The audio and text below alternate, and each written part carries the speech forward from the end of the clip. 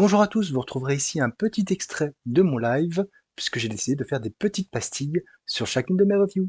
Enjoy! On va parler de cet épisode 50 d'Amazing Spider-Man. Cet épisode 50 où tout le monde a vu les spoilers que Marvel nous a lancés, parce que Marvel, la culture du secret, ils connaissent pas. Mais oui, alors cet épisode, comment dire cet épisode? En fait, c'est un petit peu le moment Fast and Furious de l'émission. Cet épisode 50, est-ce qu'il est si mauvais que ça? Est-ce que vraiment des gens ont vomi en le regardant? Je ne sais pas. Est-ce que des gens ont perdu l'usage de leurs yeux suite aux révélations? Quoi qu'il en soit, qu'est-ce que nous raconte cet épisode? En fait, moi, il y a plusieurs choses qui m'ont fait. Alors, si vous le voulez bien, parce que je pense que dans, on va être en mode un petit peu full spoiler. J'annonce d'ores et déjà, je pense que voilà, pour, pour certains, ils ne le liront jamais.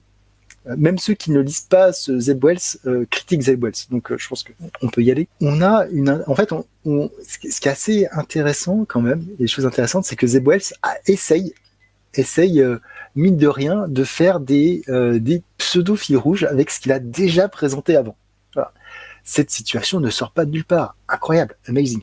On avait dans l'épisode 900, qui était pas bon, là aussi, hein, le retour du cerveau vivant. Voilà. Où toute une intrigue, où le cerveau vivant revenait. Ce cerveau vivant à qui on avait demandé quelle était l'identité de Spider-Man. Et voilà, et qui n'avait jamais pu répondre parce que Peter a fait en sorte que ça s'arrête et fait ça. Bref. Et donc là, notre bon cerveau vivant, il avait muté dans l'épisode 900 pour être une espèce d'énorme cerveau. Le cerveau a été récupéré par Norman sous la supervision du Dr. Connors. Et il va y avoir un message. Le cerveau vivant va répondre à la question, mais qui est Spider-Man? Et le Dr. Connors dit, il faut contacter Peter Parker. Bah, extraordinaire. Peter se rend donc auprès du Dr. Connors et la réponse, c'est Peter Parker n'est pas Spider-Man. Comment le cerveau vivant se serait-il trompé? Mais qu'est-ce que ça veut dire? Personne ne comprend et il va sortir un autre message. Peter va voir Norman et lui dit ouais, voilà, le cerveau vivant, il s'est remis en marche, on ne sait pas trop comment, il ne devait pas avoir accès au réseau, mais il a eu en réseau et puis il commence à dire et puis il a sorti un message avec les mots suivants, il sort deux mots, je crois que c'est Starlight Chalice, un truc comme ça. Et à ce moment-là, en prononçant ces deux mots, derrière le bureau de Norman, s'ouvre un panneau coulissant et on voit le costume du Golden Goblin, je sais plus comment il s'appelle, Gold Goblin, je crois que c'est Gold Goblin. Et il dit tu m'as démasqué, je suis le Gold Goblin. Mais bon, on va pas trop s'en faire pour deux mots que le cerveau vivant a sorti. Et là Peter qui dit mais en fait il en a sorti un troisième et il dit Aggregate. Et qu'est-ce qui se passe à ce moment-là? Il y a un autre panneau coulissant qui s'ouvre et on voit le costume du bouffon vert. Amazing! Et donc là, Peter qui dit mais qu'est-ce qui se passe, Norman? Peux-tu m'expliquer?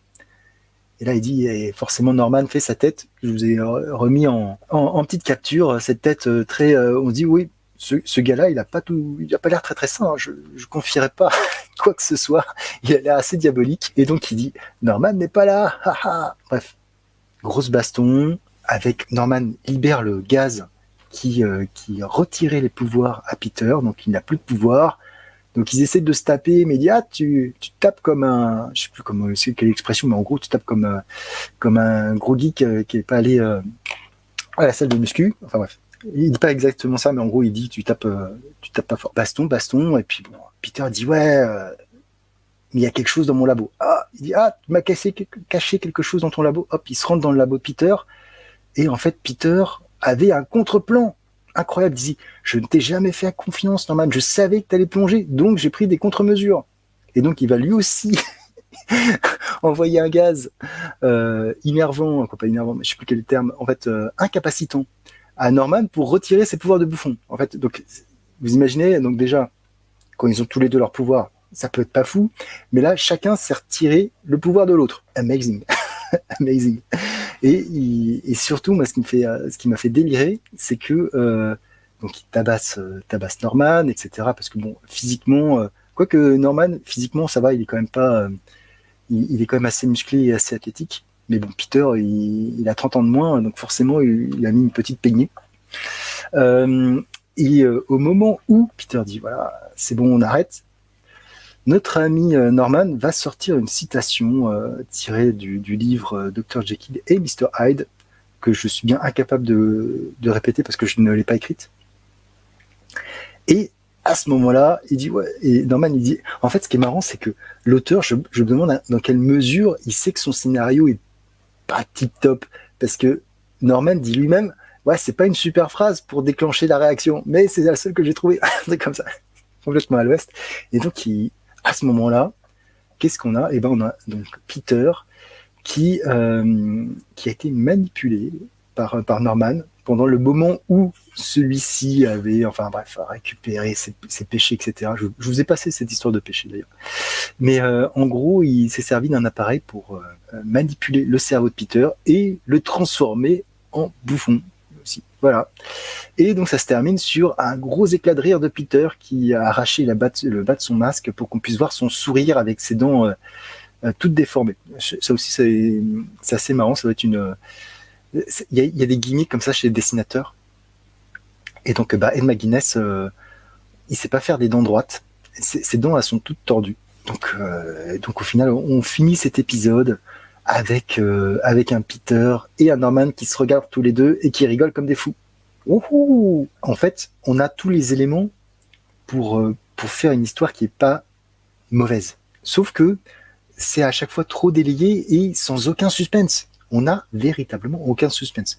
On sait d'ores et déjà que les deux vont se taper, que les Sinister Six vont arriver, qu'ils vont se faire taper. Après, on va avoir une solution sur Peter qui va retrouver. En fait, ce que j'avais regretté dans la première partie où Peter acquiert les péchés de Norman et devient le Spider-Man qui rit, hein, je l'appelle comme ça me fait rigoler, c'est que ça s'est terminé en 5 épisodes, c'était bouclé.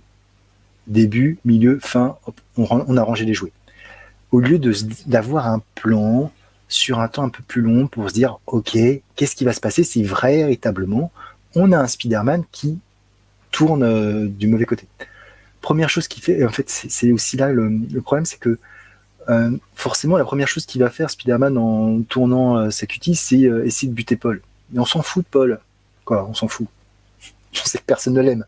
Mais il aurait très bien pu faire quelque chose de beaucoup plus posé pour qu'on ait une situation où vraiment on voit sur du long terme, un peu plus qu'un arc. Là, en fait, on a un premier arc prologue, on se dit, bon, ok, c'était intéressant comme idée, mais ça va pas très loin. Hop, ça revient pour les épisodes 50. Je dis, ouais, mais en fait, c'est du réchauffé d'un arc précédent. Pourquoi avoir fait ça? Pourquoi ne pas avoir fait un gros arc? Mais je pense que vraiment, il y a des problèmes. Alors, je sais pas si c'est Zeb Wells véritablement, si c'est le cahier des charges, si c'est l'éditeur qui lui fait faire n'importe quoi, mais ça tient pas debout. Ça tient pas debout. Après, voilà, comme je vous disais, c'est la partie Fast and Furious. C'est-à-dire que si vous cherchez pas grand-chose, vous ne serez pas déçu. Voilà, je dis ça comme ça.